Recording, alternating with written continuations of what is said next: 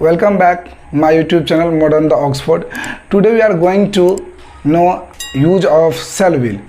कैसे करेंगे हम shall will का यूज और कहाँ करेंगे। तो shall be and will be इसका यूज करते हैं हम किसी भी फ्यूचर की स्थिति को बताने के लिए। फ्यूचर की स्थिति क्या था, पहले चलिए हम लिख लेते हैं फिर जानेंगे उसके बारे में। फ्यूचर मतलब भविष्य, भविष्य की किसी भी स्थिति भविष्य के किसी भी स्थिति के बारे में बताने के लिए शैल विल का यूज करते हैं। शैल बी और विल बी का प्रयोग करते हैं। तो फ्यूचर की स्थिति से मतलब क्या है? फ्यूचर की स्थिति से मतलब है कि मैं फ्यूचर में कैसा रहूँगा, मैं खुश रहूँगा, मैं दुखी रहूँगा, या मैं उपस्थित रहूँगा, मैं अनुपस्थित रहूँगा। इस तरह की जो सेंटेंसेज होती है उसे हम शैल विल और विल बी से बनाते हैं। तो आइए देखते हैं हम कैसे इसका यूज करेंगे अफर्मेटिव सेंटेंस में। तो सबसे पहले हम यदि अफर्मेटिव की बात करें तो जिसे हम बोलते हैं सकारात्मक, तो सकारात्मक बोलते हैं, इसका स्ट्रक्चर हो जाता है subject plus shall will and be plus object. तो ये हो जाती है अफर्मेटिव की स्ट्रक्चर। इस सेंटेंस में हम जानेंगे कि शैल किसके साथ यूज करेंगे और विल किसके साथ प्रयोग करेंगे। तो जैसा आप जानते हैं first person and second person, third person. तो चलिए एक बार हम लोग देख लेते हैं फर्स्ट पर्सन, सेकंड पर्सन और थर्ड पर्सन को। Singular and plural, first person, second person and third person. तो आई आ जाती है सिंगुलर में और वी आ जाती है प्लूरल में। You and you, he, she, it, any name and plural में दे। तो बोलने वाले को हम फर्स्ट पर्सन मतलब फर्स्ट पर्सन जिसको हम वक्ता कहते हैं। यदि हम इस इंग्लिश में बोले तो speaker is a first person and listener is a second person and about talk that is third person. जैसे मान लीजिए मैं वक्ता हूँ, मैं बोलने वाला हूँ, तो मैं फर्स्ट पर्सन मतलब प्रथम पुरुष हूँ।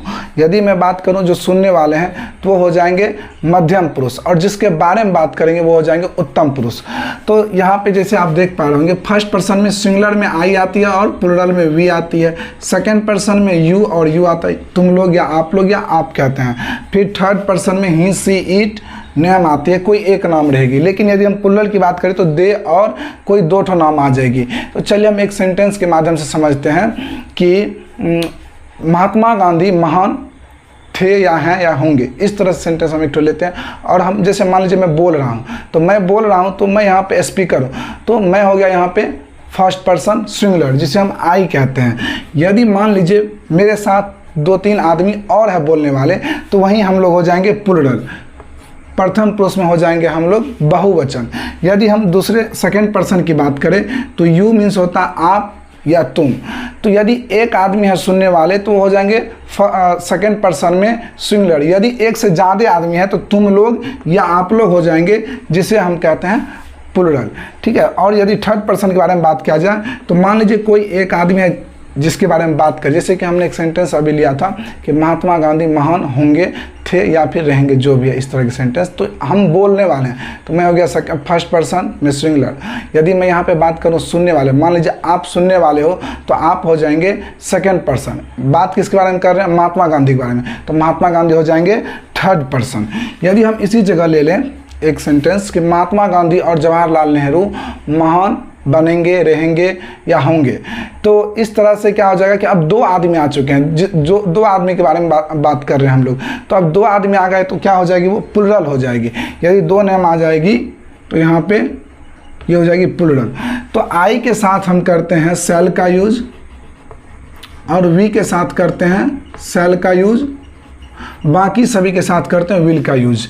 तो आइए हम लोग ट्रांसलेट करते हैं एक सेंटेंस को लेकर के। तो सेंटेंस है तुम मेरी दुल्हन बनोगी। यदि आप इस सेंटेंस में देखेंगे तो इसमें कुछ काम नहीं हो रही है, बस एक स्थिति को बताया जा रहा है कि फ्यूचर में वो ऐसा होगा कि मतलब वो मेरी दुल्हन बनेगी, अब तुम मेरी दुल्हन बनोगी।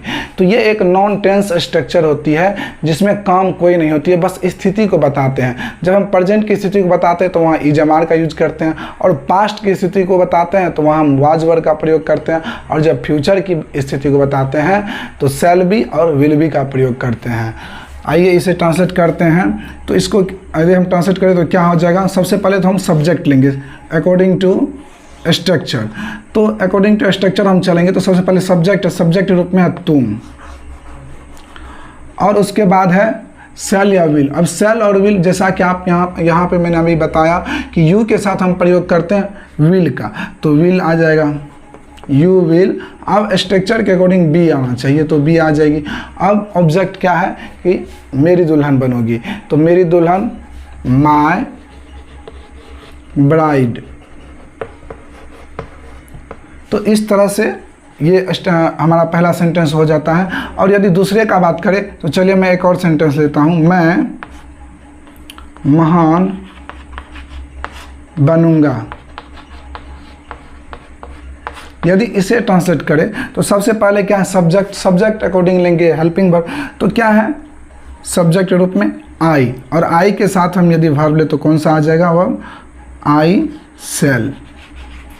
और उसके बाद ऑब्जेक्ट लेना है आई शैल, सॉरी इससे पहले हमें बी लेना होगा, तो सबसे पहले हम बी को ले लेते हैं। उसके बाद आ जाएगी ऑब्जेक्ट क्या है, महान बनूंगा। तो महान का इंग्लिश होता है ग्रेट, ले लेते हैं ग्रेट। तो आप इस तरह से देख सकते हैं कि हमने यहाँ पे दो सेंटेंस को ट्रांसलेट किया। तुम मेरी दुल्हन बनोगी, you will be my bride, and मैं महान बनूंगा, आई शैल बी ग्रेट। आप इस तरह से कई सारे सेंटेंसेज को ट्रांसलेट कर सकते हैं। जैसे मैं स्वस्थ रहूँगा, आई शैल बी हेल्दी, वे लोग बिजी रहेंगे, दे विल बी बिजी। इस तरह से बहुत सारे आप सेंटेंसेज को प्रैक्टिस कर सकते हैं। और अब हम लोग देखेंगे निगेटिव को। निगेटिव में क्या करना है, बस सिंपल सा चीज़ करना है क्या कि हेल्पिंग वर्ब मतलब शैल और विल के बाद और बी से पहले इन दोनों के बीच में नॉट को ऐड करना है। तो चलिए हम लोग देखते हैं एक बार निगेटिव को, फिर जानेंगे इंट्रोगेटिव निगेटिव और WH के बारे में। यदि हम निगेटिव की बात करें तो सबसे पहले हम स्ट्रक्चर देख लेते हैं कि निगेटिव की स्ट्रक्चर क्या होती है। तो निगेटिव को हिंदी में बोलते हैं नकारात्मक जिसमें नहीं आती है, जिसमें मना करते हैं कि मैं ऐसा नहीं होऊंगा। ठीक है, तो स्ट्रक्चर हो जाएगा subject plus shall will be plus object. Sorry not हमने देना यहाँ भूल गया, नॉट बी प्लस ऑब्जेक्ट। तो ये है निगेटिव के स्ट्रक्चर। अफर्मेटिव में बस अफर्मेटिव और निगेटिव में एक ही चीज़ चेंज है कि जो इसमें नॉट आई है और इससे पहले नॉट नहीं था। तो आइए देखते हैं, उन्हीं दोनों सेंटेंस को हम ट्रांसलेट करेंगे। तो क्या हो जाएगा, तुम मेरी दुल्हन नहीं बनोगी, तुम मेरी दुल्हन नहीं बनोगी। तो यदि हम इसे ट्रांसलेट करें तो सेम वही चीज़ करना है जैसा हमने अफर्मेटिव में किया था। तो अकॉर्डिंग टू सब्जेक्ट वर्ब लेना, तो सबसे पहले हम सब्जेक्ट लेते हैं। सब्जेक्ट क्या है, यू, तो यू ले लेते हैं, और यू के साथ विल का प्रयोग होता है तो विल ले लेंगे, यू विल। अब बी नॉट आ जाना चाहिए, नॉट, देन बी। उसके बाद ऑब्जेक्ट क्या है, माय ब्राइड।